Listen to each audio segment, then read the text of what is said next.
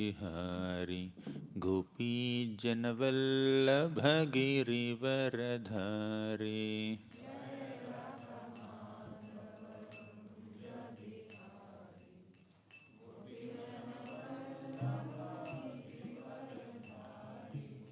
जय राधा माधव कुंज बिहारी गोपी जनवल्लभ गिरिवरधारी।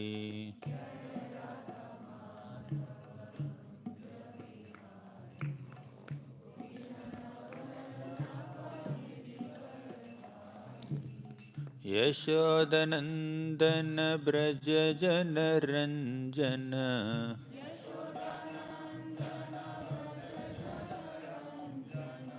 यशोदनंदन ब्रज जन रंजन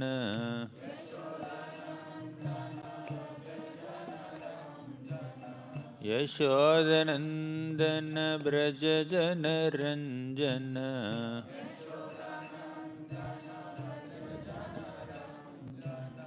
यमुनतीरवनचारी।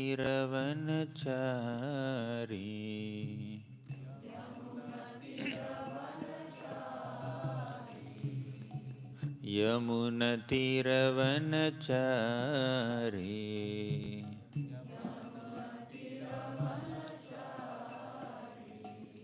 जय राधा माधव कुंज बिहारी गोपी जन वल्लभ गिरिवरधारी।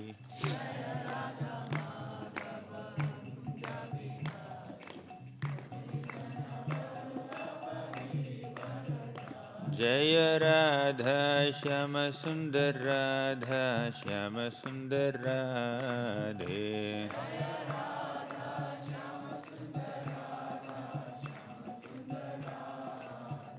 जय जय प्रभुपाद प्रभुपाद प्रभुपाद जय जय प्रभुपाद।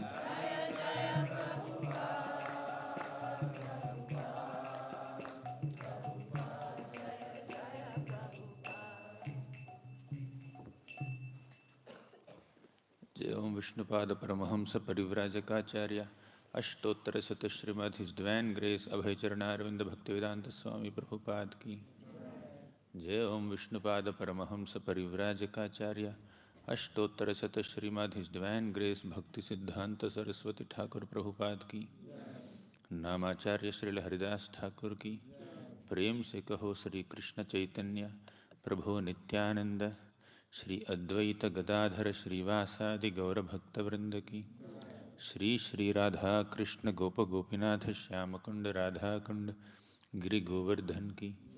ब्रजभूमि श्री वृंदावन धाम की। पुरुषोत्तम क्षेत्र श्री जगन्नाथपुरी धाम की। गंगामयी की यमुनामयी की भक्ति देवी की तुलसी देवी की कलिगुपावन हरिनाम संकीर्तन की। हरे कृष्ण महामंत्र की। All glories to the assembled devotees. All glories to the assembled devotees. All glories to Shri Guru and Shri Gauranga.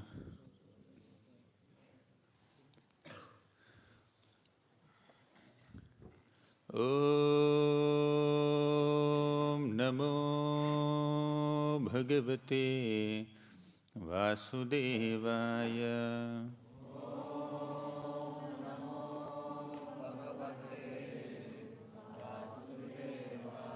Om Namo Bhagavate Vasudevaya.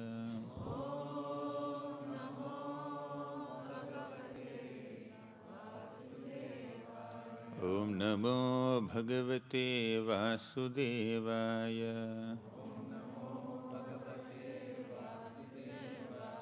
Om Ajnanatimmirandhasya Gnananjanashalakaya चक्षुरुन्मिलितं येन तस्मै श्रीगुरवे नमः।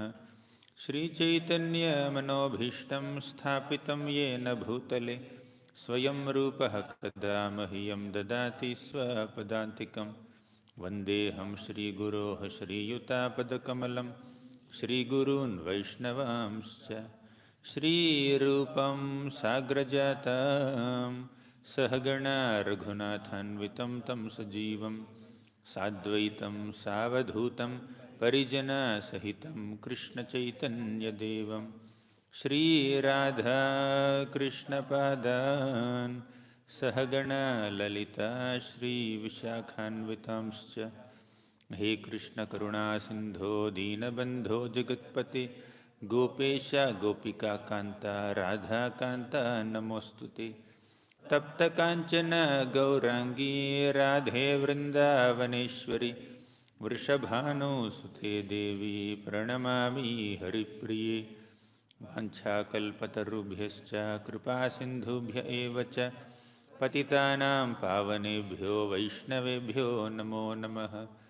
Nama Om Vishnupadaya Krishna Presthaya Bhutale Srimate Bhaktivedanta Swamin Iti Namine Namaste Saraswati Deve Gauravani Pracharine Nirvishesha Sunyavadi Paschatya Deshatarine Jai Shri Krishna Chaitanya Prabhu Nityananda Shri Advaita Gadadhara Shri Vasadi Gaura Bhakta Vrinda Hare Krishna Krishna Krishna Hare Hare Hare Rama Rama Rama Hare Hare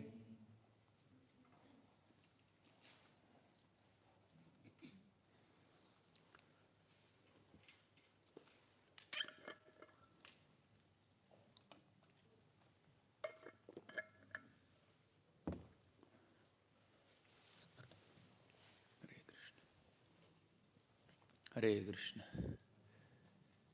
My humble obeisances to all the devotees.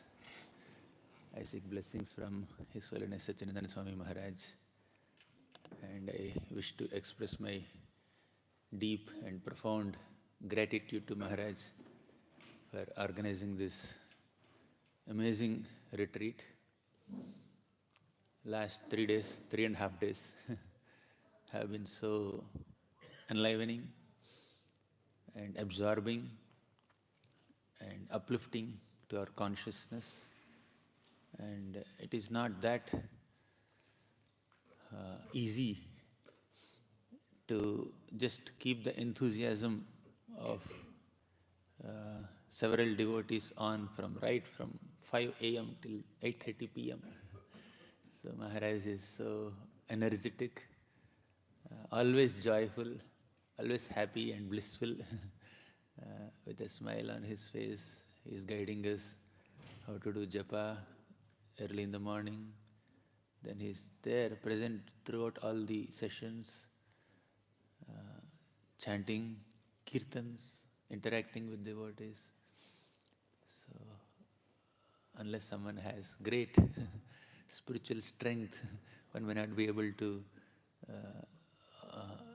so continuously inspire others like this. I was speaking 3 levels of Vaishnavas on the first day, if you remember the second session, evening session. One who inspires others to chant the holy names of the Lord is very exalted. So Maharaj is inspiring us to chant the holy names of the Lord. Yesterday evening, Surabhi Kund Kirtan was like a life-transforming experience for many of us. Some of us were thinking, why did it stop? It could have continued for a longer time. Oh, 8:30 already. So maybe if it was extended, then we would be more blissful. So it's very nice, very, very grateful to Maharaj for creating this great ambience. On the first day, we discussed from Srimad Bhagavatam the story of Akrura and the way he entered Vrindavan, the mood in which he entered Vrindavan, and several lessons that we can apply in our own lives, seeing his example. On the second day, we discussed the story of Dhruva Maharaj and saw some parallels between Dhruva's life and a sadhaka's life, and meditated on some of the important lessons for a sadhaka. On the third day, we discussed the glories of another illustrious personality from Srimad Bhagavatam, that is Uddhava. Uddhava himself underwent another profound transformation in his heart. by visiting Vrindavan, by witnessing Krishnasya ekanta bhavam in action in Nanda Maharaj, Yashoda Mata, Gopis of Vrindavan, and Srimati Radharani. So, all these wonderful personalities of Srimad Bhagavatam are giving us great and profound lessons for a sadhaka. And one thing that is common amongst all of them, if you have noticed, is, can anyone say? Let's have a little interaction. What is one Vaishnava quality that we have noticed in all these three personalities? We are meditating on the activities of three personalities since 3 days. Akrura, Uddhava, Dhruva. Of course, we discussed many other examples also. Dainya, humility. Yes, Akrura was so humble.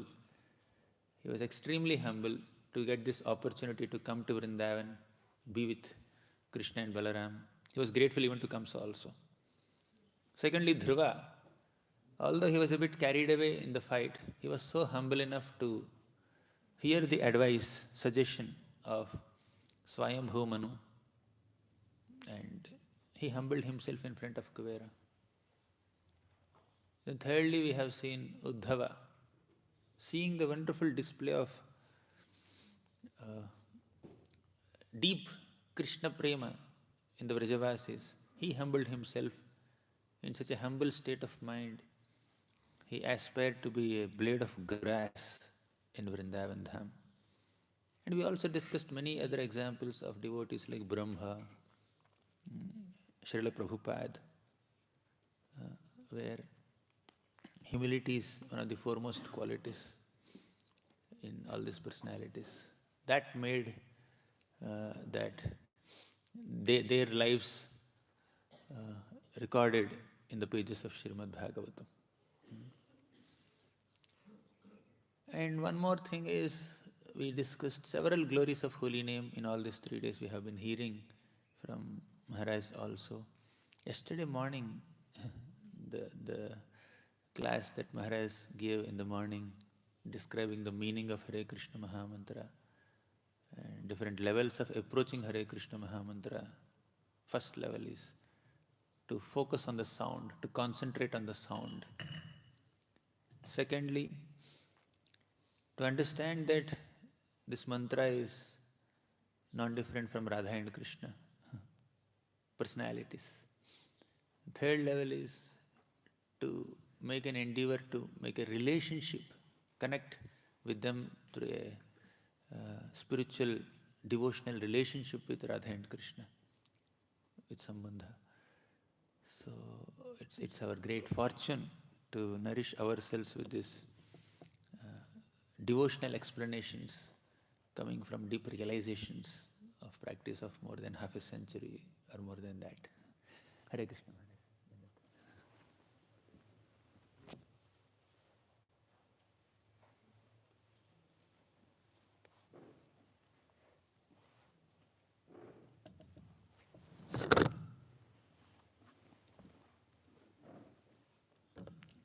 Hare Krishna. Today we'll discuss the story of another great devotee from Srimad Bhagavatam. This devotee has not taken shelter of, quote-unquote, shelter of the holy names of the Lord. He did not chant the holy name of the Lord. But this devotee is a great example of Saranagati.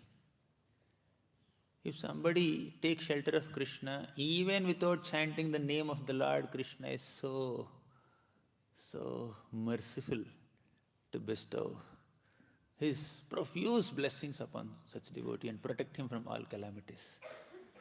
Ajamila chanted the holy names of the Lord, but not indicating the Lord. Ajamila chanted Narayana, Narayana, Narayana just to call his son. But Lord Narayana responded to his anxious and helpless appeals.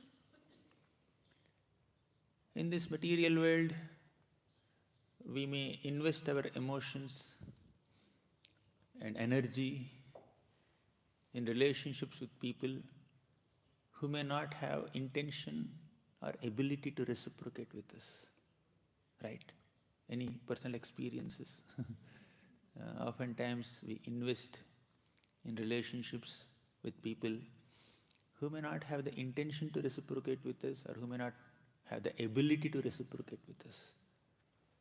Here is Ajamila who invested all his emotions and love and affection in his relationship with his little son, Narayana, who never had the ability to reciprocate. He's a small child. The other day we were discussing. And in the 9th canto of Bhagavatam, we saw the example of Pururava Maharaj, who invested his emotions and energy in another relationship with an Apsara named Urvasi, who never had the intention to reciprocate with his love. He's running behind her. Urvasi, please, don't give me up. But she has no attraction. She has no intention to reciprocate with him. I have spent some time with you, fine, then enough. I'm a heavenly damsel. I'm not obliged to be with you whole life. But he's obsessed with her. So she did not have the intention to reciprocate with Pururava's love. And this little child did not have the ability to reciprocate with Ajamila's love. So who has the ability and intention? Both. When we connect with this person, he has both ability and intention. Unlimited ability and deep intention. Profound compassion to reciprocate with our love. Only Krishna. Only Krishna has the ability and intention to reciprocate with our emotions to the highest degree. That we can see in several pastimes of Srimad Bhagavatam. Although Ajamila did not call the Lord specifically, he was calling his son, still the Lord felt that he chanted some name which is my name. And my name is not different from me. Therefore I must reciprocate. Putana came to Krishna dressing herself like a trustworthy and beautiful mother. Right? Her intention was very malicious. She wanted to kill Krishna with her poisonous milk. Her attire was like that of a mother, but her attitude was not at all motherly. But Krishna reciprocated with her attire and actions and ignored her attitude. We keep hearing Krishna is bhavagrahi. He is not impressed with the magnitude of your services. He is impressed with the attitude of your service. We keep hearing this, which is correct. However, in Putana's case, opposite happened. Krishna ignored her attitude and reciprocated with her attire. How can someone please Krishna with attire? But Krishna is so desperate to give his mercy, especially when he's in Vrindavan. Krishna is especially merciful. Krishna Chakravarti writes in the 10th canto, 12th chapter commentary. He says, in Vrindavan, Krishna is especially merciful. Even when Aghasur came to completely annihilate the entire cowherd community, still Krishna gave Aghasur liberation. This extreme degree of compassion, this extreme display of mercy of Krishna, you can see in Vrindavan Dham. So Krishna gave the position of a motherly nurse to Putana in the spiritual world. Why? He was a 6 days old baby lying in a cradle in Nanda Maharaj's home. And when Putana came, for a moment Krishna thought, Rohini Mata came. Her attire resembled Rohini Mata's attire. Rohini Mata, not different from Yashoda Mata in terms of loving affection for Krishna. Sometimes Yashoda Mata gives her milk to Balaram. Sometimes Rohini Mata gives her milk to Krishna. Two mothers are taking care of two babies in Vrindavan. So, and because Krishna, for a moment, he is never bewildered, but somehow when he is absorbed in the mood of an infant baby, he thought that Rohini Mata has come for a second. So he thought, he closed his eyes. Why he closed his eyes, Acharyas give at least some 20, 30 reasons. We'll not get into that now. But he thought that one of those thoughts when he closed his eyes was, how can I give her mercy? I must have some reason to give her mercy. Okay, she came in the form of this mother, acting like a mother, trying to lift me up from this cradle and then giving her own milk. Means I can show some mercy on her. Then Krishna gave her position of a motherly nurse. Padbhyam bhakta hridistabhyam vandyabhyam loka vanditaihi angam yasyaha samakramya bhagavanapi tatstanam yatu dhanyapi sasvarga bhavapa janani gatim krishna bhuktasthana kshiraha kimugavo numataraha padbhyam bhakta hridistabhyam vandyabhyam loka vanditaihi. The lotus feet of the Supreme Lord Krishna are worshipped by those who are worshipped by all the residents in all planets. Means those who are accustomed to receive worship from their fans, their devotees, start worshipping Krishna's lotus feet. That is Krishna's glory. But just to get a trace of the darshan of Krishna's lotus feet, to get an opportunity to touch Krishna's lotus feet, or even to get a glimpse of those lotus feet within one's heart is so rare, even for those sages who perform tapasya for thousands of years. But Putana did not get darshan of Krishna's lotus feet in her heart. Putana did not just get the touch of Krishna's lotus feet with her hands. Putana got the embrace of Krishna. Angam yasyaha samakramya bhagavanapi tatstanam. Means Krishna completely embraced Putana, and Krishna is not leaving her only. Putana says, leave me child, leave me. Don't, you don't have to take my milk anymore. I am not inclined to give you milk. Just get out of here. But Krishna is embracing her. Not leaving only. Although she is screaming, he is not leaving. Such great mercy. Angam yasyaha samakramya bhagavanapi tatstanam yatu dhanyapi sasvarga bhavapa janani gatim krishna bhuktastana kshiraha kimugavo numataraha. If this is the destination that Krishna has given to Putana for imitating the activities of a mother and giving poisonous milk, just imagine what kind of mercy Krishna must have bestowed upon someone who lovingly offered their milk to Krishna, the gopis of Vrindavan, motherly gopis, and also the cows of Vrindavan. You can only imagine their good fortune. Kimu gavonu mataraha. Uddhava, whose story we discussed yesterday, he was wondering at this grace of Krishna. Uddhava was thinking, Aho bakiyam stanakalakutam jighamsaya payayatapya sadhvi lebhe gatim dhatrichitam tatonyam kamvadayalum sharanam vrajema. If Krishna has given the position of a motherly nurse to Putana, who came with a malicious intention to offer her poisonous milk to Krishna and kill him,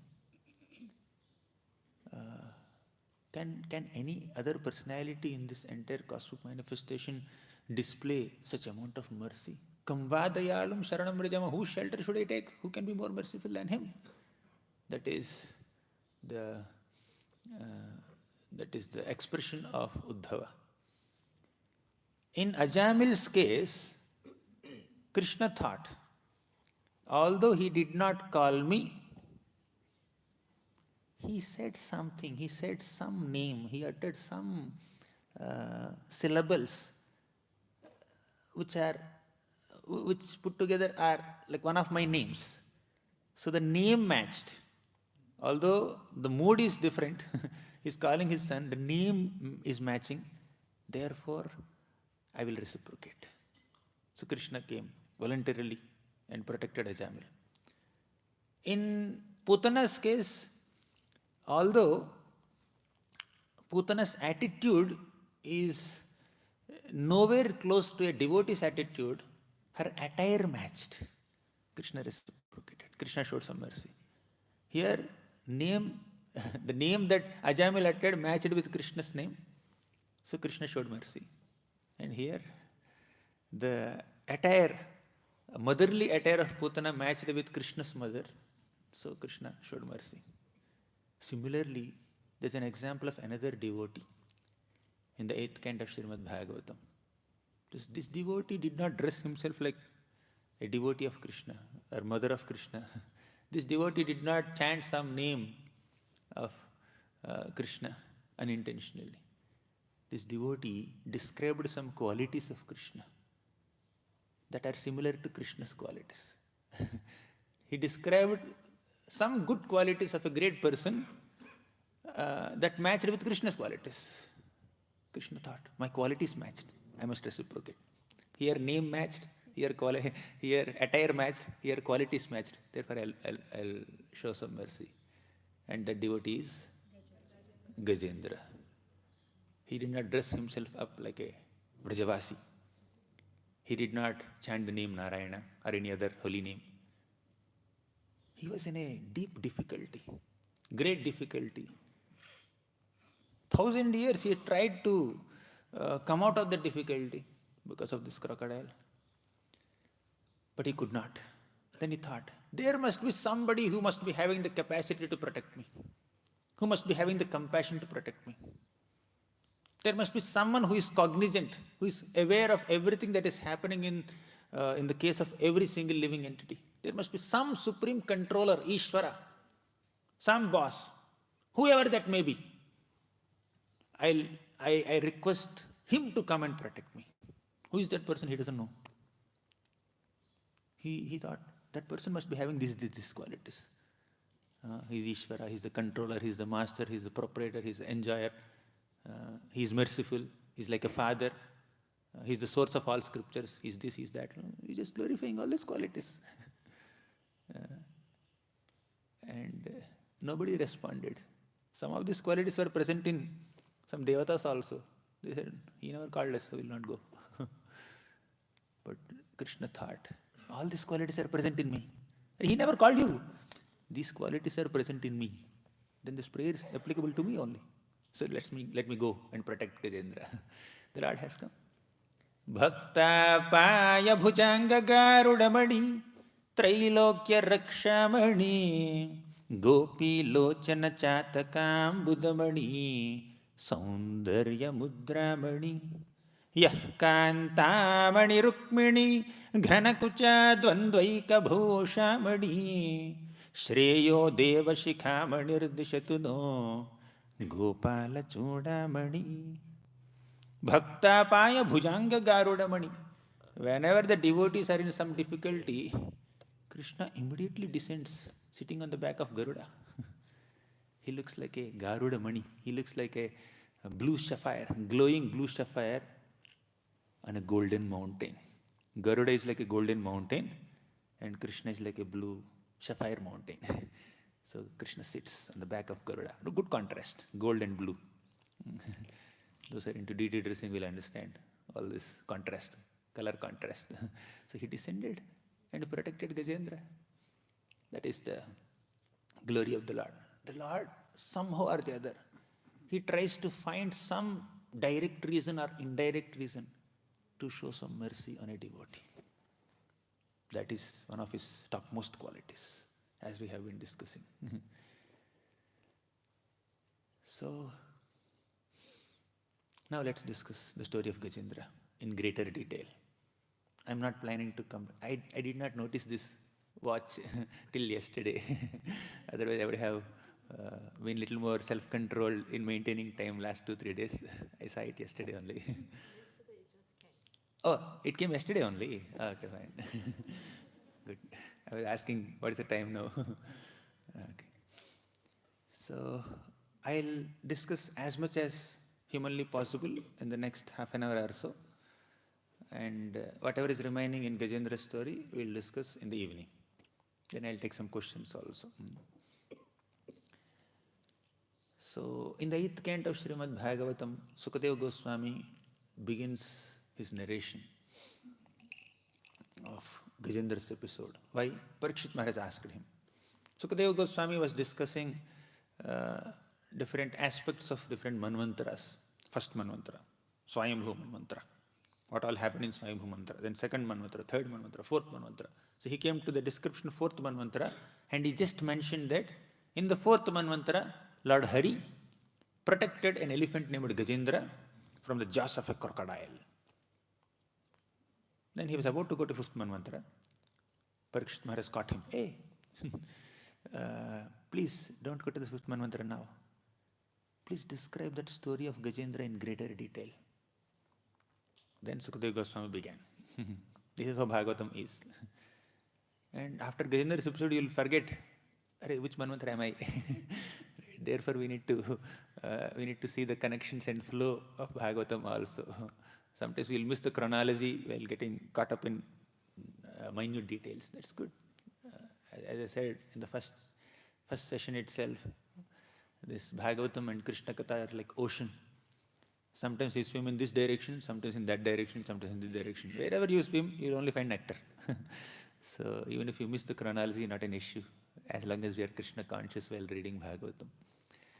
So he asked, I want to know the story of Gajendra in greater detail. Then Sukadeva Goswami narrated.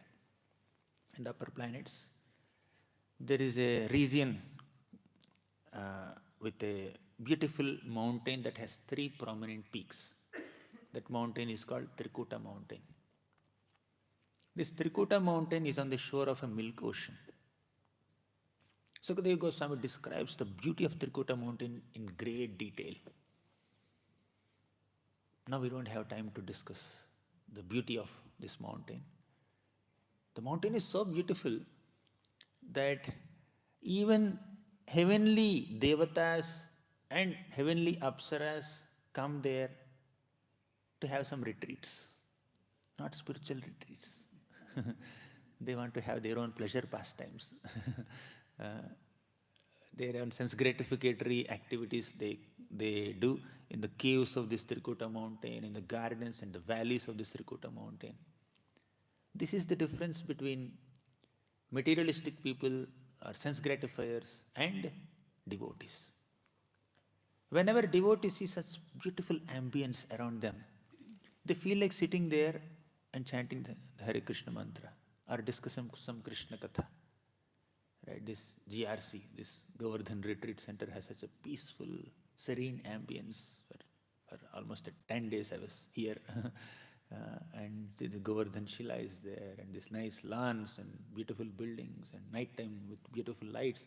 So this kind of ambience induces an inspiration to take shelter of Krishna, to chant the holy names of the Lord, to discuss Srimad Bhagavatam, to associate with devotees in a more Krishna conscious way. So when devotees who are trained to cultivate Krishna consciousness see a beautiful ambience, that will inspire them to go deeper into their own bhakti, their own connection with Krishna. But when that training is not there, when that inspiration is not there, materialistic people who don't have that training in Krishna consciousness want to use a very beautiful, serene ambience for their sense gratificatory activities. That's the contrast. So these heavenly Devatas and Apsaras are coming to this Trikuta mountain region for sense gratification, for having their own private space to have their kind of pleasure pastimes. But Vaikuntha has a much, much greater ambience in terms of the surroundings, the flowers and the gardens and the trees. Such wonderful atmosphere of Vaikuntha induces Vaikuntha Vasis to glorify Krishna. You see, Maitri Muni says, Vaimanika salalanas-charitani shashvat gayanti yatra shamalaha kshapanani bhartuhu antarjalenu vikasan madhumadhavinam gandhena khandita dhiyopyanilam kshipantaha. All these Vaikuntha Vasis have their own private airplanes made of gold. They have their consorts. and they're traveling in this private airplanes in such nice ambience. But they are so absorbed in Krishna that passionate desires for sense enjoyment will not enter their mind only. Private airplane and secluded place, very peaceful, nice ambience, and they have their concerts right in front of them. They have seclusion. But the seclusion and soothing ambience will not induce sense enjoyment or sense gratificatory desires in their minds. Why? Krishnatmanam naraja adadhurutsma yadyehi. Krishnatmanam, their minds are completely absorbed in Krishna. Na raja adadhur, passionate desires for sense enjoyment will not even enter their mind. Then what do they do in such a good, beautiful ambience? Gayanti yatra shamalaha kshapanani bhartuhu. They just glorify Lord Hari's activities. So in short, the beautiful ambience of Trikuta mountain region induced sense gratificatory desires in the visitors who came there, including the heavenly planet, heavenly residents. But the Vaikuntha ambience or Vrindavan ambience induces Krishna conscious desires in visitors there. So we need to look forward for places which are serene, which are in mode of goodness. But don't just stop there. What are we doing there is more important. Sense gratification or Krishna bhajan. So for that we need training, we need inspiration from great souls. Let this beautiful ambience be utilized to do some devotional activity, not some material activity. So anyways, that is the Trikuta mountain region. We'll not go deep into that now. So Gajendra was living in that Trikuta mountain region. Gajendra is associated with so many elephants, so many wives and children and assistants and ministers. Gajendra, Gaja means elephant, Indra means king. He's the king of all elephants. He's the king of the entire forest there. Gajendra had everything in life. He had physical strength, sensual strength, strength of associates around, power, influence, name, fame, prestige. Gajendra is so powerful that all the other forest animals were surviving because of Gajendra's grace. Because Gajendra mercifully allowed them to live, they are surviving. Otherwise, if Gajendra angrily glances at them, they will just die. Gajendra could even kill them also. Gajendra is so powerful. All the animals are respectful to Gajendra and they run away from Gajendra. He had all access to good associates, loving associates in the form of family members, wives and children. Whatever a typical materialistic human being aspires to have in one's life, Gajendra had. Power, wealth, influence.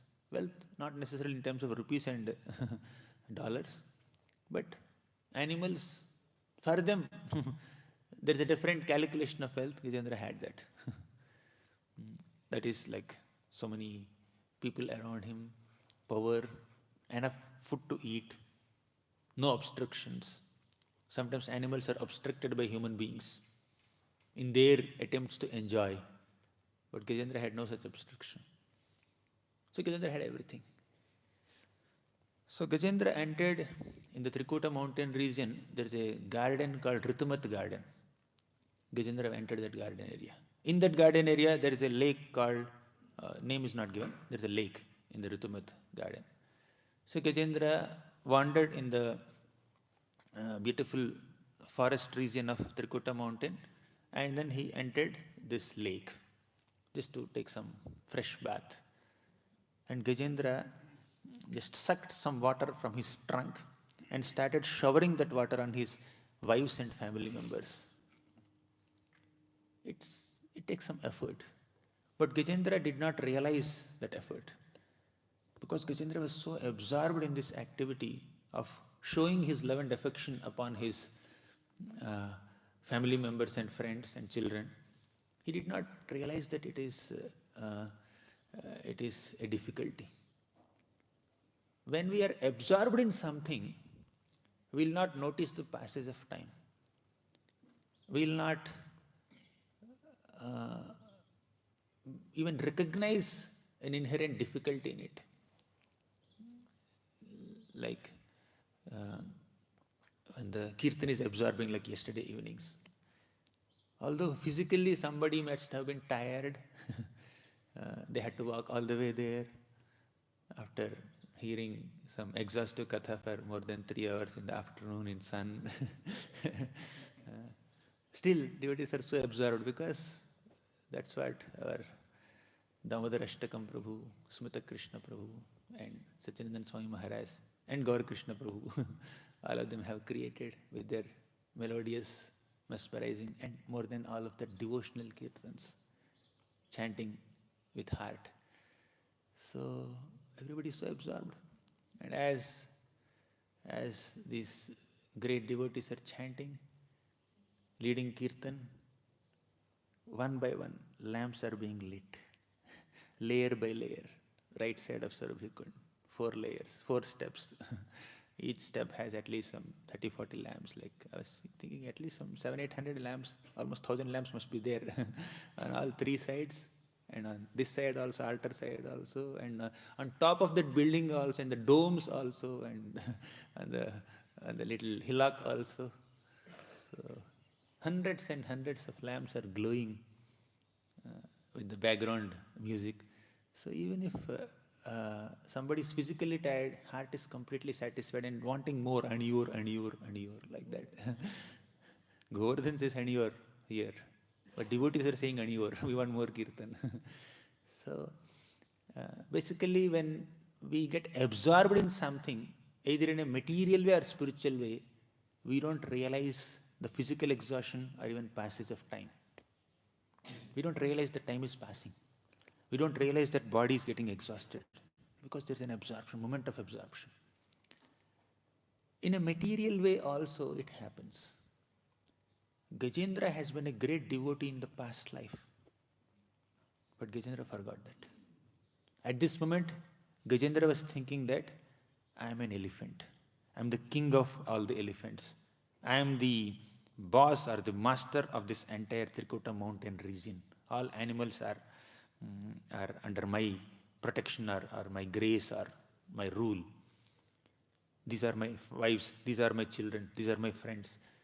Gajendra is so absorbed in that identity of being an elephant that Gajendra forgot that I am a part and parcel of Krishna. Gajendra forgot that I am a devotee of Krishna.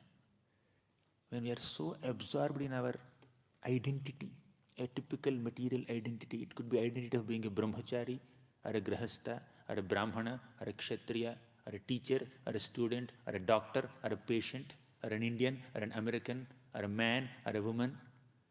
When we are so absorbed in these external identities, we may forget that our original, spiritual, eternal, constitutional identity is Ayinanda Tanuja Kinkaram, servant of Krishna. That's what His Holiness Sacinandana Swami Maharaj was reminding us at Govardhan Valley, I think on the 2nd day, or first day, I think. Identity kit. All of us are carrying this identity kit. So, to come out of that box of identity kit, Maharaj was teaching us, we need to undergo a change of attitude. Attitude transformation exercise. In terms of relinquishing these identities, or at least for a moment, or during the japa time, keeping aside all these identities and designations and identifying ourselves only as a servant of Krishna, then we can make that connection with Krishna. Very, very deep and finer nuances of taking shelter of the holy names of the Lord are highlighted in the last 3 days by Maharaj. I'm very grateful for this experience, lifetime experience. So there are small, finer nuances that a typical struggling sadhaka can conveniently forget. Despite being aware of it, somewhere in the subconscious mind, but what surfaces is only forgetfulness, not that awareness. Unless it is emphasized repeatedly. Yes, you are a servant of Krishna. You are not any other identity. You have no other designation. All these so-called designations and identities that you are maintaining since time immemorial for millions and billions of lifetimes are temporary identities. Because of your intense absorption in those temporary identities only, you are taking birth again and again. Please embrace your original, eternal, spiritual identity as a servant of Krishna. That has to be reminded to the conditioned soul or a struggling sadhaka thousands and millions of times. Otherwise it just doesn't enter. Why? Because the consciousness is covered by thick layers of false ego and material consciousness. To penetrate through all these layers of false ego and communicate to the soul, my dear sir, you are a servant of Krishna, requires so much of purity of consciousness. Only in the association of very exalted devotees, we can remember it. We can be consciously aware of it, especially while chanting the holy names of Krishna. So, Gajendra was so absorbed in this identity. I am an elephant. I am the king of all elephants. All these animals are under my rule. And this Trikuta mountain region is my home. This huge body is my body. And everything that is connected to this body is my possession. Aham mameti conception. Gajendra was absorbed in this identity. Why many people are practically every conditioned soul doesn't remember past lives? One thing is, yes, Krishna gives that forgetfulness. Mattaha smritir jnanam apohanam cha. If he remembers past life, there is identity crisis. All these are correct. But if you look at it from another angle, why we don't remember our past lives? Because we are absorbed in our identities in this current life. That absorption is so deep-rooted. I belong to this family. These are my parents. These are my siblings. These are my associates. This is my country. This is my state. This is my language. This is my mother tongue. These are my tastes. There is complete absorption in this current new identity, so much so that conditioned souls don't remember their past identities, previous lives. Gajendra forgot. He has been a great devotee named Indrajumna Maharaj in his past life. He gave up everything in life and took shelter of a small forest and started worshipping Lord Hari. Somehow, unfortunately, he became an elephant now. But he forgot. Indrajumna Maharaj forgot that he was Indrajumna Maharaj, a Vaishnava. Now he is absorbed in his identity as an elephant. And in this new identity, there is so much pleasure. There is wealth, influence, sense enjoyment, followers, dhanam, janam, sundarim, kavita, all are there for Gajendra. Whatever a typical conditioned human being can aspire for is there in Gajendra's life also. And Gajendra came to this water body and started happily enjoying. This is the power of Maya. Maya, you know what it does? One thing makes us feel happy and satisfied and content in whatever terrible identity we may be in. Secondly, when we think that we are self-sufficient, happy, enjoying, life is going on very smoothly, this is how I should be till the fag end of my life, I have no problems. Suddenly Maya puts a problem. Because Maya is a devotee of Krishna. Maya is an energy of Krishna. On one hand, in reciprocation with the conditioned soul's desire, Maya has to facilitate the sense gratificatory enjoyment of that conditioned soul. Maya will do that. On the other hand, Maya is also a devotee of Krishna. Therefore, to enable and inspire a conditioned soul to take shelter of Krishna, Maya will arrange frustration in life also. Maya has to arrange frustrations in our attempts to enjoy in this world. Without that frustration, we cannot take shelter of Krishna. Some great souls, without any frustration, they can take shelter of Krishna. Whether in happiness or distress, they always take shelter of Krishna. But for most people, Unless there is a very unpleasant happening in their lives, they can't take shelter of the Lord. They think they are the controllers. When they face a calamity, that reminds them, you are not the controller. If you are the controller, why are you undergoing this health crisis? Why are you undergoing this financial crisis? Why are you undergoing this relationship crisis? Why are you undergoing this identity crisis? My dear sir, you are not the controller. That is the job of Maya also. Maya gives 100 signals like this, 1,000 signals, millions of signals like this. There are hundreds of experiences in any typical conditions of human being's life to realize oneself as not a controller. I am not a controller. But still this conditioned soul is continuing to think, I am a controller, I am a controller, I am a controller, I am an enjoyer. I can control the situation. Krishna is the Ishvara. We are not Ishvara. When we think we are Ishvara, we have a disease. You know what is the disease? In Srimad Bhagavatam language, the disease is called Ishamani syndrome. You can read 10th canto of Bhagavatam, specifically 24th chapter. In one shloka, Sukadeva Goswami says, Indra had a disease, and the disease is called Ishamani syndrome. Ishamani means I am Isha. I consider myself as Isha, controller. That's my disease. This is called Ishamani syndrome. And most people experience this disease. In this material world, except a few rare souls, most people are afflicted by this disease. They are going, I have fever, I have cough, I have COVID, I have this, I have that. Yeah, all these diseases are there, but there's a bigger disease, more dangerous than all these diseases. All these small diseases, whether it is cancer or heart attack or fever or cold or whatever it is, big or small diseases on the bodily plane, they will affect this body. They will affect maybe one limb of the body only, that's all. But the bigger disease that has been affecting a conditioned soul since time immemorial till now and probably for several lifetimes ahead is this Ishamani syndrome disease. I am the controller, I am the enjoyer, I am the proprietor, I am the master, I am the creator, I am independent, I am God. This is Ishamani syndrome.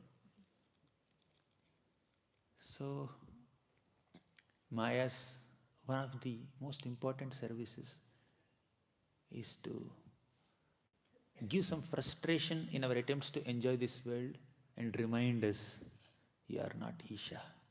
Krishna is Isha. You know what you are supposed to do? You should chant, Namam Ishwaram Sajjidhananda Rupam Damodarashtakam. The way Damodarashtakam Prabhu sang yesterday. Hare Krishna Mahamantra. So we need to chant like that. You are Ishvara, I am not Ishvara. I should pray, Krishna, please engage me in your service. Hare Krishna Mahamantra I am singing so that you can engage me in your service. I am not Isha, you are Isha. I thought I am Isha till now.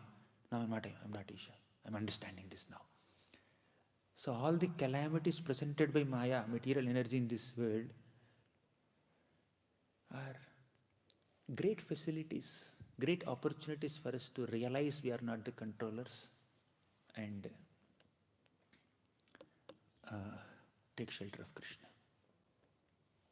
That's why Kunti Maharani is saying, Vipadaha santutah shashvat tatra jagadguru bhavato darshanam yasyat apunar bhava darshanam. So Kunti Maharani is saying, I want more calamities. From her perspective, she says, calamity gives me an opportunity to see you, my dear Lord. I want to see you. She is a very great elevated Vaishnavi. But from a conditioned soul's perspective, calamity gives us an opportunity to remember we are not the controllers. Situations are not in our control. Our response is in our control. And the best way to respond to a situation, whether it is happy or distressful, is to take shelter of Krishna. A happy moment came in life, Krishna is so merciful. A distressful moment came in our life, still Krishna is merciful. He wants to purify me. But a typical conditioned soul thinks, happy moment came in my life because of my efforts. Distressful moment came in life, God is not merciful. Or God doesn't exist. Why God doesn't exist? Because I am undergoing some difficulty. Arey, God is there only to destroy your difficulties or what? He has no other job. So people think that God means He has to destroy my difficulties. He has no other job profile. As if He is free. He has to do so many pastimes. In the spiritual world, still out of His kindness, He is descending in this planet as multiple incarnations to protect us, to inspire us to go there. So, anyways, we'll not discuss about the challenging spirit of people. Krishna himself says, Nama, he says, what is that shloka? I am not obliged. Naham prakashaha sarvasya yogamaya samavrtaha. I am not obliged to prove my existence in front of someone who challenges my existence. It's okay. Of course, He is merciful. He still stays as Paramatma in their hearts. But let's focus on Gajendra now. So Gajendra is completely absorbed in this identity. So as I said some time back, Maya makes us absorb in our identity in reciprocation with our desire to enjoy this world. But Maya also gives us sufficient facilities to realize that we are not the controllers by presenting some calamities. Whenever we think life is going on very smoothly, let it go on like this forever. That's the time where Maya presents some obstacle. That's what happened in Gajendra's life also. Suddenly, as Gajendra was happily enjoying in these waters, a crocodile came and caught his leg. Gajendra thought, I can manage this, not an issue. So Gajendra tried to release himself from the crocodile jaw. 5 minutes passed. Nothing happened. 10 minutes passed. Gajendra could not release himself. Gajendra thought, I think I should not be mild with this crocodile. I need to be a little more aggressive. It's unnecessarily wasting my time. 1 hour passed in this struggle. Gajendra could not release himself. 1 day passed. 1 week passed. 1 month passed. Gajendra is unable to release himself from this crocodile's jaws. Sometimes when a problem comes in our lives, we think we can handle it. Or even if I don't handle it, problem will go away. It's okay. Agama payino anitya. Tam stitikshasva bharata. It will come and go. It's transient. It is not permanent. It's okay. It will come and go. Not an issue. We may think like that. Some problems actually are temporary. But not every problem. Sometimes a problem comes in our life. We have to live with that problem whole life. Probably life after life also. If you go to a doctor, he'll say, I take this medicine, in 1 week you'll be cured. But if you go to a doctor in another circumstances, you have to live with it whole life. Every day you have to take this tablet. Every month you have to come for clinic, for checkup. Some problems are permanent, right, in this world, till we take shelter of Krishna, right? They exist whole life. So Gajendra was thinking that this crocodile will leave me in few minutes or some time. Crocodile also will get bored with me, no problem. So, but crocodile was not living only. Some problems are perpetual, they continue to exist. They are going on and on, on and on. And we try to put some solution there. And the solution is more problematic than the problem itself. As Prahlad Maharaj says, Dukkha aushadam tatapi dukkha matadhyaham. Dukkha aushadam. The remedy to your problem is more problematic than the problem itself. Right? Oftentimes. So Gajendra is trying. And if Gajendra is thinking, maybe my family members will help. Just now I bathed them. By sucking water from my trunk, I was just showering on them. So I think they may help. They could not help. They wanted to help, definitely. But they could not help. And children could not help. Friends could not help. They're concerned about Gajendra. Just because you have concern for somebody, that does not mean you have the capacity to protect them. Things are within your concern sometimes. But things may not be within your influence, within your capacity to resolve. So they are concerned about Gajendra, they are compassionate on Gajendra, but they don't have the ability to protect Gajendra. So they were all there on the shore of this lake, waiting, when will this fight end? When will we go back with our dear associate Gajendra? Nothing is happening. If this crocodile had caught this leg of Gajendra on the land, probably Gajendra would have trampled him. Even if Gajendra did not have the ability to trample this crocodile, there are 100 elephants there. 1,000 elephants probably, we don't know the exact number. So many elephants are there, all of them would have trampled this crocodile and made him a chutney. Right? It would have happened. But nothing of that sort has happened. So, what is the lesson here? Prabhupada writes, very beautiful point in the purport. 8th canto, 2nd chapter, you can go through later. Homework. Prabhupada says, just because you are powerful at one place, that does not mean you become powerful or influential at another place also. Gajendra is definitely so powerful on the land. That's what we have seen so far in the past time. But when Gajendra entered water, it's weak. Gajendra is weak. Let's not be proud of our capacity. You may be able to solve some problems, not all problems. You may be very powerful and influential at one place, not everywhere. Some people may adore you and embrace you and admire you. Some people will envy you also. They're jealousy of you. They're jealous towards you also. They may take you for granted also. They may see you cheaply also. They may focus on certain facets of your personality that are so humiliating to us also. Both are required. Because this world, this body is meant for what? Nindanastava satkara nyakarartham kalevaram. This body is meant to experience nindana, criticism, stava, praise, satkara, honor, nyakara, dishonor, neglect, indifference, insensitivity. So this body is made to experience all these dualities in life. Just because we are honored at one place, that does not mean we are honored at all places. Only Krishna is honored everywhere. And in the material world, even Krishna is not honored many places. So, just because Gajendra was powerful on the land, that does not mean Gajendra can rule in the water also. That much we need to understand. We need to understand how strong we are, and more important that we need to understand how weak we are also. Just because you are strong in some areas, I have these strengths. How many weaknesses do you have, my dear sir? So let's be aware of that also. So Gajendra was weak, becoming more and more weak, not getting food, getting exhausted. 2 months passed, 3 months passed, 1 year passed, 10 years passed, 1 century passed, 1,000 years passed. Nothing is happening. Gajendra is trying to pull the crocodile outside water, and the crocodile is trying to pull Gajendra inside water. So this tug of war is happening.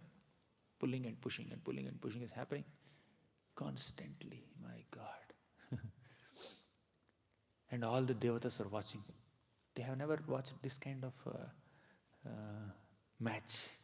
People watch cricket match, hockey match, maybe chess game. And they are, who will win, who will win? They're very curious. Who will win? But here, a match between a crocodile and an elephant. From the upper planets, all the Devotees are watching. Who will win? Who will win? They're not doing anything. So they're just watching. And Gajendra thought, nobody's there to help me. Elephants are just crying there. They cannot help me.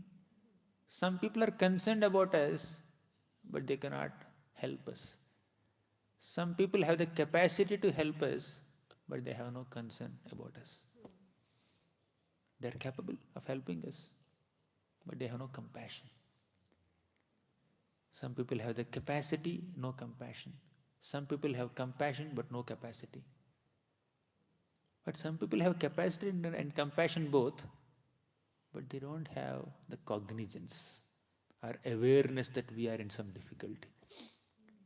Unless somebody is aware that I am in difficulty, why will he come and help me? Krishna has all three: compassion, cognizance, and capacity. In other words, Krishna has the ability, has the intention, and has the awareness.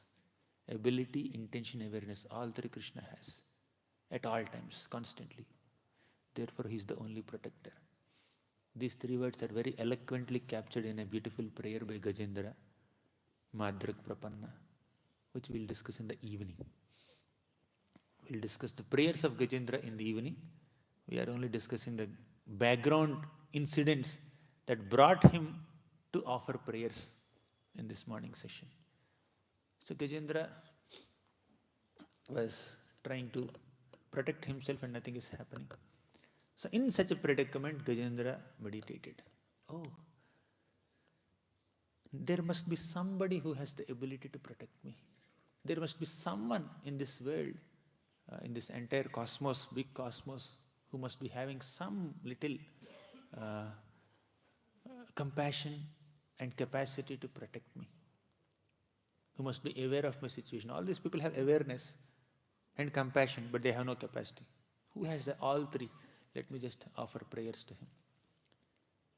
How did Gajendra suddenly develop this inspiration to offer prayers to the Lord after 1,000 years of struggle?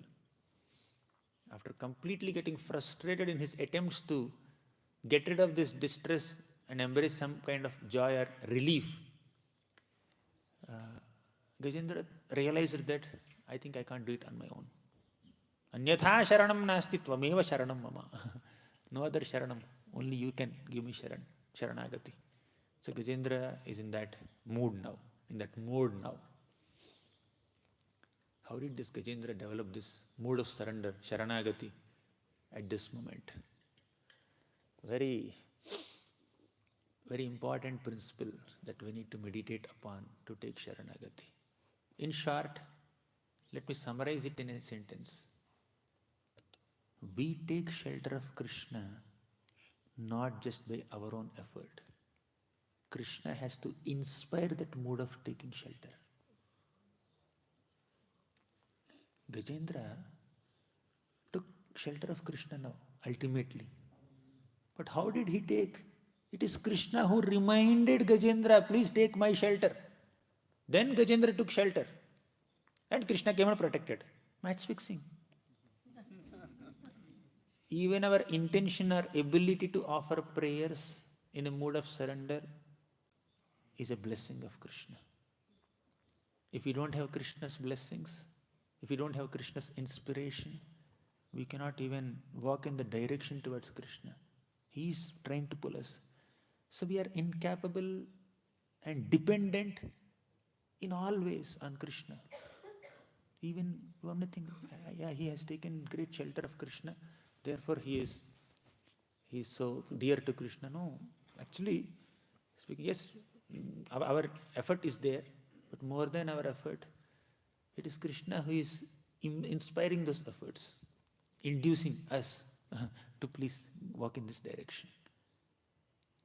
We were discussing right on the first day, there are multiple parts in us. One part is aspiring for sense enjoyment, one part is aspiring for name, fame, prestige, one part is meditating on the past, one part is meditating on the future, one part of us has some little good qualities of some kind of kindness and other things, but one part of us is longing for Krishna Prema. That's the best part of ourselves. We said it right. Similarly, just as Atma has multiple parts, Paramatma also has multiple parts. One part of Paramatma is giving us Jnanam. One part of Paramatma is giving us Smriti, remembrance. One part is giving us Apohanam, forgetfulness. But the best part of Paramatma is to inspire us to take shelter of Krishna. Dadami buddhi yogam tam yena mam upayanti te.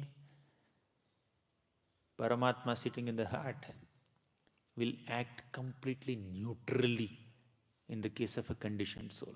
The conditioned soul wants to enjoy sense gratification. Paramatma says, okay, fine, do in this direction, you will get sense gratification. Prabhupada writes in the 5th canto purports, without Paramatma's sanction, we cannot enjoy sense gratification also. Even to enjoy sense gratification or rot in this material existence, we need assistance of Paramatma. Right? But why Paramatma assists in that way? Because that's our desire. He doesn't want to force. If I'm thirsty, if I ask you water and you give me water, I'll happily drink it. But if you throw this bottle at my face, pillow, drink. I am not very happy to receive such a forced service, right?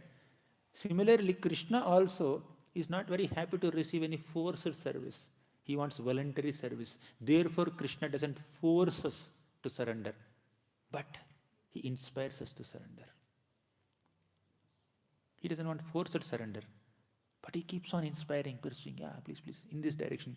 He tells, so and so shloka of Bhagavatam, inspire this fellow, please, to take my shelter. When I read that shloka of Bhagavatam, I feel like taking shelter. Or he'll inspire a devotee or an acharya, please speak something to this conditioned soul to take my shelter.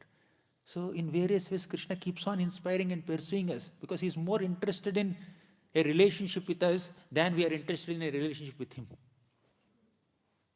That's the best part of Krishna. So similarly, Paramatma sitting in our heart, on one hand, in the case of a conditioned soul, he gives them smriti, jnanam, apohanam, forgetfulness, remembrance and knowledge to pursue their pending desires. But if somebody shows some little spiritual inclinations, Krishna will give them inspiration. Please take shelter of me. Dadami buddhi yogam tam yena mamupayantite. Krishna says in the 10th chapter of Bhagavad Gita, you please take my shelter. And I will assist you in taking my shelter. I will destroy all the ignorance in your heart. Nashayami atma bhavastho gnana deepena bhasvata. I studied Surbhikund. Thousands of lamps are lit. Devotees are lighting one by one. Krishna also will lit the lamp of knowledge in our hearts and destroy the darkness of ignorance in our hearts so that we can take shelter of Krishna.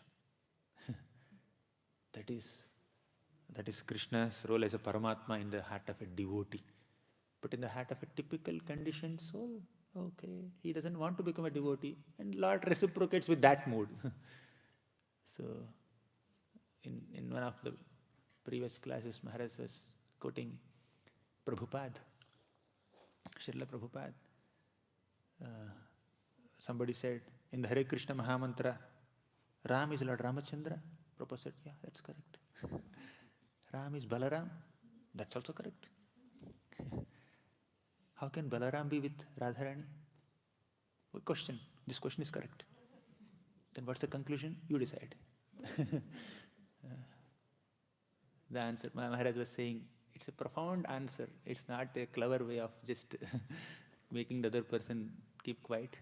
It's a profound answer. You decide means the Lord reciprocates with your mood, with your intention, with your consciousness. Yad yad dhyata urugaya vibhavayanti tattatvapuhu pranayase sadanugrahaya. The mood in which we approach Krishna, in that same way he will reciprocate with us. Right? Similarly, Paramatma also, the Lord in the heart, will not just act as a neutral observer or witness of our activities if we have some spiritual inclination to take shelter of Krishna. That Paramatma, who is a amsha of Krishna, can act as good as Krishna, as Bhagavan, when we want to take shelter of Krishna. And for a devotee, there is no difference between Paramatma and Bhagavan. Lord is the heart, is not Paramatma for him, Bhagavan only. Because he is acting in that capacity to inspire him to take shelter of Krishna. Just like externally, Krishna is standing in front of Arjuna and saying, Mamekam Sharanam Vraja.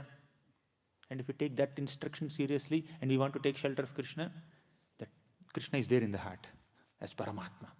And that Paramatma will not act like a neutral observer or witness. He will act like Bhagavan, personality of Godhead. He will inspire, he will enhance the mood of surrender and help us take shelter of Krishna. Why? Why would Krishna do that? Because Krishna is grateful. Indradyumna Maharaj has done some service in his past life to Krishna, and Krishna is so grateful for that service. And how does Krishna express his gratitude towards a devotee? By reminding that devotee to take shelter of Krishna. Oh, this devotee has offered some patram, some pushpam, some gangajal, some tulsi leaf to me in the past life. And I am purchased by this devotee. or he did some little service knowingly or unknowingly. In reciprocation with that service, let me remind him to take my shelter so that I can go and protect him. Just like Maharaj was discussing on the first day, very first day, at Govardhan Valley. Draupadi gave one little cloth to Krishna when he cut his finger while cutting that Sitafal fruit. In reciprocation with that, Krishna gave unlimited sari. Right? So just Draupadi completely took shelter of Krishna. So when we do some little service to Krishna, Krishna will never forget. We may forget, but Krishna will not forget. Therefore, whether we are enthusiastic or not, let's offer some leaf to Krishna, some flower to Krishna. Let's not be lazy in doing that. So that will inspire Krishna, that will be remembered by Krishna, and he will rescue us in a situation where we are completely helpless. And when with his inspiration, if you really embrace this mode of surrender, Saranagati, he will come and protect us. He'll be very happy and enthusiastic to come and protect us. That's what Gajendra episode is teaching us. Gratitude. In the 11th canto of Bhagavatam, Uddhava says, very beautiful shloka. He says, Tasmad bhavantam anavadyam sarvagnamishwaram akuntha vikuntha dhishnyam nirvinna dhiraha muhe vrijinabhitapto narayanam narasakham sharanam prapadye. The second line of this shloka, I'll not elaborate on it completely, I only have 5-6 minutes. Sarvagnamishwaram akuntha vikuntha dhishnyam. Krishna is Sarvagna. Therefore, he is Kritagnya. Sarvagna means one who knows everything. Kritagna means one who is grateful for everything. Krishna is Sarvagna. He knows everything means he is completely aware of every single little service we have done for his pleasure. He remembers. So and so devotee offered me one leaf or one flower or did that service. Sarvagna is aware of our services. Therefore, he is Kritagna. He wants to reciprocate with that service by inspiring a mode of surrender within us at the right time. That's what happened to Gajendra at this moment. Samsaram bhasi sambhrita brahma bhare gambhirata patraya grahena bhigrihita mugra gatina kroshantamantar bhayat Deeptrenadya sudarshanena vibudha klantichhida karina Chinta santati ruddha muddhara hare muchitta dhantishwaram. So our mind is also like that Gajendra, who is caught up by crocodile of Maya. So just as Krishna released his Sudarshan Chakra and destroyed that crocodile and saved Gajendra, we need to request Krishna, Krishna, my mind is like that Gajendra caught up by the crocodile of Maya. Please release your Sudarshan Chakra to destroy all my distractions and let me take your shelter. We'll discuss this shloka in greater detail in the afternoon, in the evening session, but I only have 5 minutes. I think I'll stop here. So we came to the point where Gajendra took shelter of Krishna, and in that mode of surrender, Gajendra will offer prayers. And these prayers we'll discuss in the evening. Not all, some selected ones, whatever is humanly possible in the available time. Thank you very much. Granthara Srimad Bhagavatam ki jai, Srila Prabhupada ki jai. Maharaj, we are eager to hear your comments, your reflections.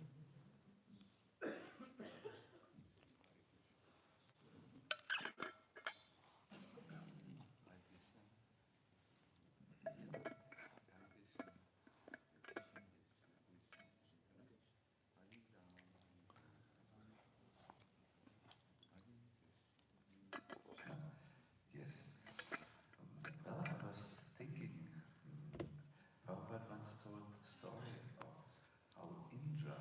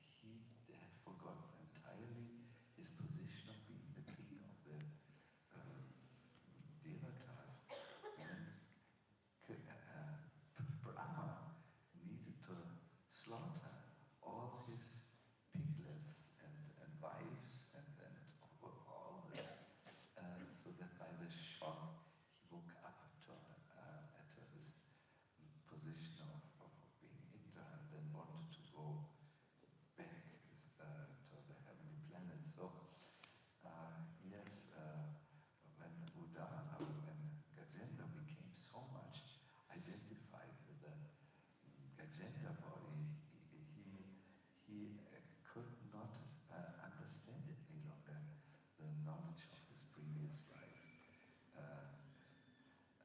So this is an example. I think you have, all of you have heard this example. In Indra became a pig and had such enjoyment as a pig that even Brahma could not convince him to return. This is our situation also. Maya can be so clean, can be covering us so much, so therefore a devotee always is fearful of Maya and always prays to Krishna to please save him. You have heard also this? Yeah, no. We become fearful to hear this. We become fearful to hear this.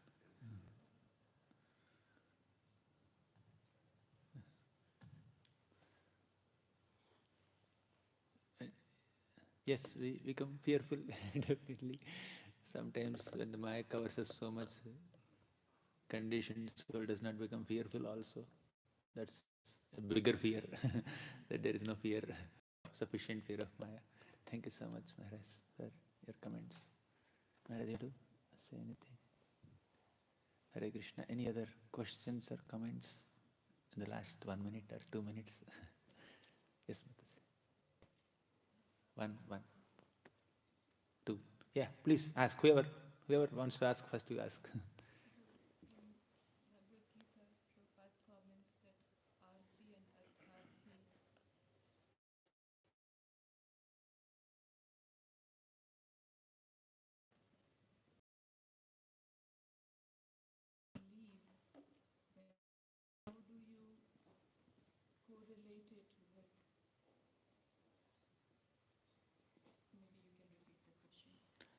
Mataji is saying, the 7th chapter Bhagavad Gita says, Arto Jignasur Artharthi Gnanicha Bharatarshabha. So Artha Bhakta and Artharthi Bhakta approach the Lord for wealth, for relief, and once their purpose is achieved, they may leave Krishna. So, did Gajendra leave Krishna? Yes, there may be some relief seekers. They come to temple, they come to the Lord seeking relief, that's all. Mandir gaya to shanti milta hai. When I go to temple, we'll just get some shanti. They want only shanti. They don't want bhakti. Some people may live, but fortunate Artha Bhaktas are those people who don't leave Krishna. They become Shuddha Bhaktas, not Artha Bhaktas. When Arti goes, Bhakti remains. And to Bhakti, Arti left, but Bhakti remained.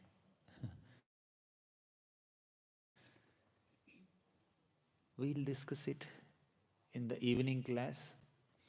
Gajendra said, "Oh Lord, I am asking you to relieve me from the jaws of this crocodile, from this difficulty." That's the initial part of his prayer. But towards the end, Gajendra says, I don't want to live in this.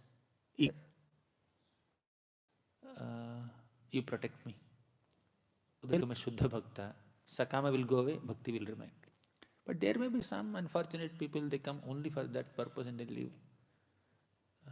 But they'll get some Sukriti and in some future lifetime they may get connected also. Yes, bro. It's 8:30. Okay, you can ask. I'll try to answer in Hare Krishna. concise. So my question is, when we are in association of devotees, we get ample opportunities to uplift our consciousness. But it also gives us ample avenues to offend devotees in mind or while performing sevas. So in one way, we are offending them, being Vaishnava of love, and it will take us away from holy deity because we're Nama of love. So one way is okay, like let me be away from devotees, but that's not the way. don't have any other option than taking shelter of devotees. So how to come out of this cycle of being devotees, doing seva without offenses, and still progressing in bhakti? Little difficult. Not that easy.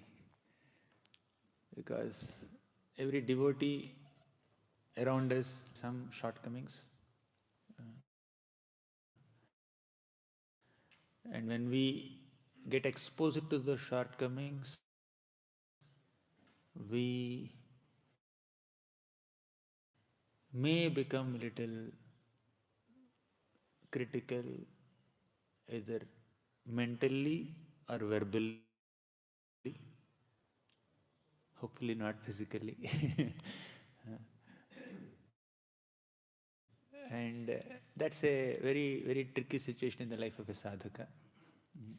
But ultimately we need to, this stage of their life, at this phase of their life, they may have certain shortcomings. Probably they are not shortcomings, they are shortcomings only in my perception. But even if they are actually shortcomings also, they have taken shelter of Krishna, they will be able to overcome those shortcomings eventually by Krishna's grace. Are their shortcomings, are our shortcomings stronger than Krishna's mercy? Krishna's mercy is stronger than all the shortcomings or flaws in a practicing devotee. To the degree their practice is sincere, our practice is sincere, to that degree we will rise above those shortcomings. Until that time, us. But if others, and whole spiritual life becomes a little tricky, it'll become very of respect towards them. If you lose respect for them, you may disagree with them, but you cannot disrespect them. Disagreements are common. You have a certain style of working, they have certain style of working. You have some priorities, they have other priorities. You have certain mood, they have certain mood. And ultimately, in the heart of the hearts, you want to serve Krishna, they also want to serve Krishna. But because of this differences in there could be some kind of friction. Like you see, milk, I often give this example. Milk is great nourishing food. It has its own health benefits. But the combination is terrible. You can't have lemon milkshake. Right?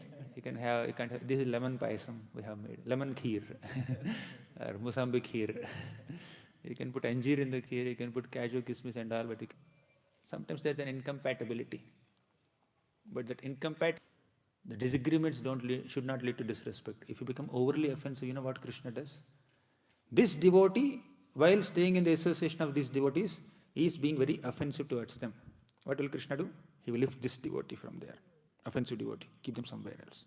As you are committing too much offenses, and that is not good for your spiritual life. For a while, you just stay away as a punishment.